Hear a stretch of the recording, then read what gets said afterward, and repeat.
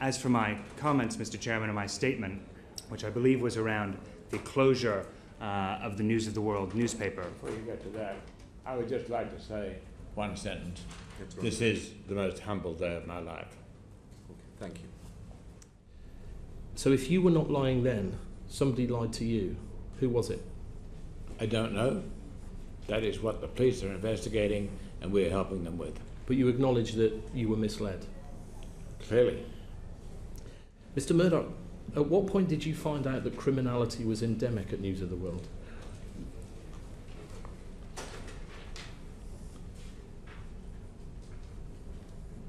Endemic is a very wide-ranging word, and I also had to be extremely careful not to prejudice the course of justice which is taking place now. If I can just say something, and this is not as an excuse, maybe it's an explanation of my laxity. The News of the World is less than 1% of our company. I employ 53,000 people around the world who are proud and great and ethical and distinguished people. I was absolutely shocked, appalled and ashamed when I heard about the $1 million case only 2 weeks ago, 8 days before I saw them. It was graciously received by the Dallas. Did you close the paper down because of the criminality? Yes, we felt ashamed of what had happened and thought we were going to bring it to a close. What happened at the News of the World was wrong. We and I have apologized profusely and unreservedly for that, and my father has as well. Okay. Mr. Murdoch, do you accept that ultimately you are responsible for this whole fiasco? No. You're not responsible. Who is responsible? The people that I trusted to run it, and then maybe the people they trusted. Nobody brought I it don't to know your who made attention? that particular charge, but it's... So a parliamentary inquiry found your senior executives in the UK guilty of collective amnesia, and nobody brought it to your attention. I don't see why you think that's not very serious. Yes, but you're really not saying amnesia, you're really saying lying. Why did you not accept Rebekah Brooks' resignation when she first offered it? Because I believed her and I trusted her and I do trust her. And so why did you accept it the second time round?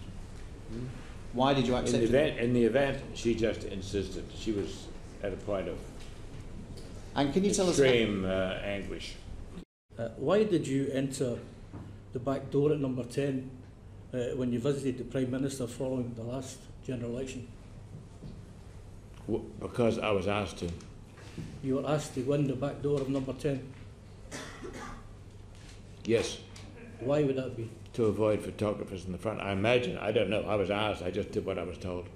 Are you familiar with the term willful blindness? Mr. Sanders, would you care to elaborate? It is a term that came up in the Enron scandal.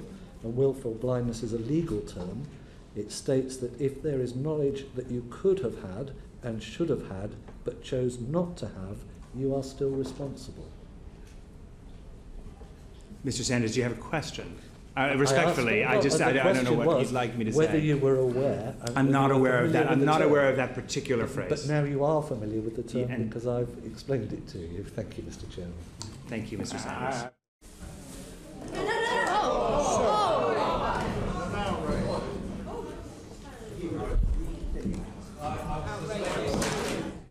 Can I, on behalf of the committee, thank you for giving up so much of your time this afternoon to come here, and I would like to apologise again for the wholly unacceptable treatment that you received from a member of the public.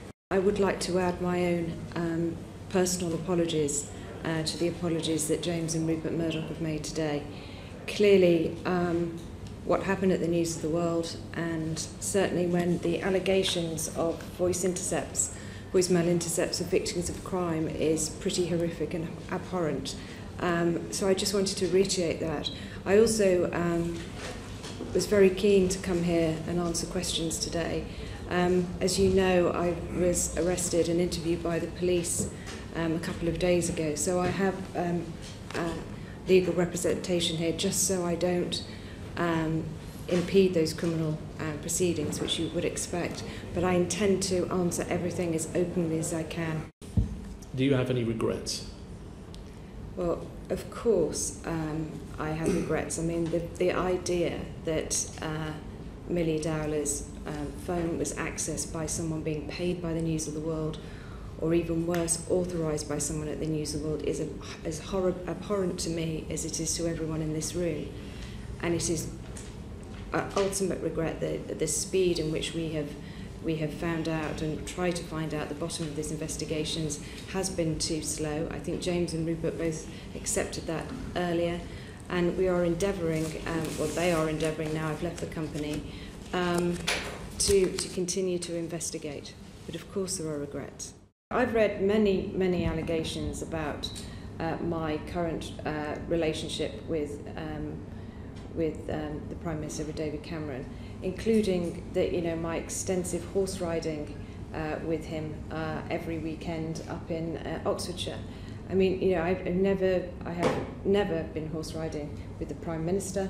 I don't know where that story came from. I was asked 3 days ago to disclose the racehorse that I owned with the Prime Minister, which I do not, and I was asked a week ago to explain why I owned some land with the Prime Minister, which I do not. I would like to make just one request to the committee, that when I am free from some of the legal constraints that I'm under today, that you will invite me back so I can answer in a more fulsome way.